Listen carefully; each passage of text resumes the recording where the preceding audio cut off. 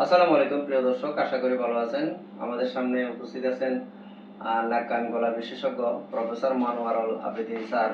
তো আজকে স্যারের সাথে সাক্ষাৎতে এসেছি। অনেকে সাইনোসাইটিস, পলিপাস, নাকের হাড় বাঁকা নিয়ে ভুগতেছেন এবং সাথে সাথে মাথা ব্যথাও নিয়ে ভুগতেছেন। তো মাথা ব্যথার আসলে অনেকগুলো কারণ আছে। সাইনোসাইটিস আসলে এটার কারণ কিনা আর এটা নিয়ে স্যারকে আমি সংক্ষেপে দর্শকদের উদ্দেশ্যে বলার জন্য অনুরোধ করতেছি। আসসালামু আলাইকুম। আমি অধ্যাপক ডাক্তার মোহাম্মদ মনোয়ারুল আবেদিন খান, অধ্যাপক ও বিভাগীয় প্রধান stress medical college, Uttara, Dhaka এবং পপুলার জসীমউদ্দিনে বসছি আমি। আসলে মাথা ব্যথার সবচেয়ে সহজ যে কারণটা, নাক যদি কোনো কারণে বন্ধ থাকে। নাক এখন অনেক কারণে বন্ধ হতে পারে। ঠান্ডা লাগলেও নাক বন্ধ হয়, নাকের হাড় বাঁকা থাকলে নাক বন্ধ হয়, নাকের মধ্যে পলিপাস থাকলে নাক বন্ধ হয়, নাকের মাংসবৃদ্ধি হলে নাক বন্ধ হয়, যদি কারো সাইনোসাইটিস থাকে। সাইনোসাইটিস যদি থাকে তাহলে তার মাথা ব্যথা করবে। এবং আমরা জানি যে 4 ধরনের সাইনাস আছে আমাদের: maxillary sinusitis, frontal sinusitis, ethmoidal sinusitis এবং স্পাইনাল সাইনোসাইটিস। এর যে কোনোটায় যদি ইনফেকশন হয় তাহলেই তার মাথা ব্যথা হবে।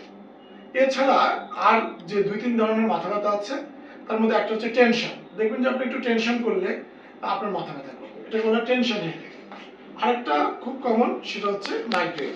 মাইগ্রেন যেটা মেয়েদের বেশি হয়, কিন্তু এটা তো অর্ধেক মাথা ব্যথা করবে, রোদে গেলে বাড়বে। তো এই তিনটা হচ্ছে, মনে করেন যে যত মাথা ব্যথা আছে তার 99.99% এই কারণগুলোতেই হয়, এবং এটা একজন নাক কান গলা বিশেষজ্ঞ এগুলোর চিকিৎসা করে থাকে।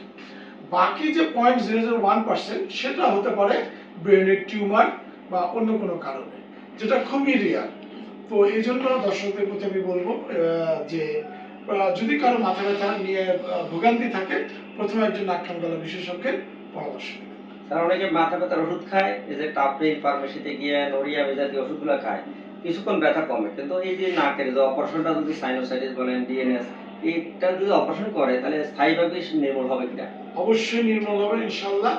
যাদের নাক বন্ধের কারণে, হয়তো উনি জানেও না, উনি টেরও পাচ্ছেন না, কিন্তু নাকটা কোনো কারণে বন্ধের কারণে তার মাথা ব্যথা হচ্ছে বা সাইনোসাইটিসের কারণে, এটা অপারেশন করলে অবশ্যই 100% ইনশাআল্লাহ, আল্লাহ যদি চায়, অবশ্যই তার মাথা ব্যথা ভালো হয়ে যাবে। আর দীর্ঘমেয়াদী এই সমস্ত মাথা ব্যথার ওষুধগুলো খায় তো সাইড এফেক্ট আছে।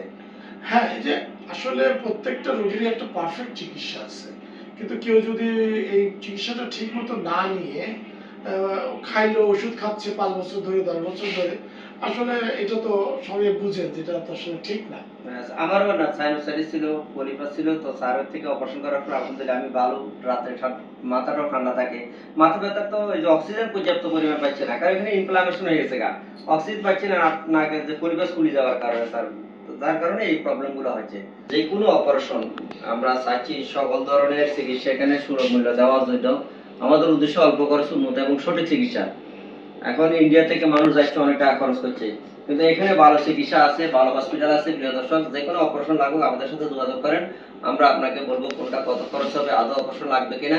আর স্যারকে ধন্যবাদ দর্শকের উদ্দেশ্যে গুরুত্বপূর্ণ কথা বলার জন্য। আজকে পর্যন্ত, আসসালামু আলাইকুম।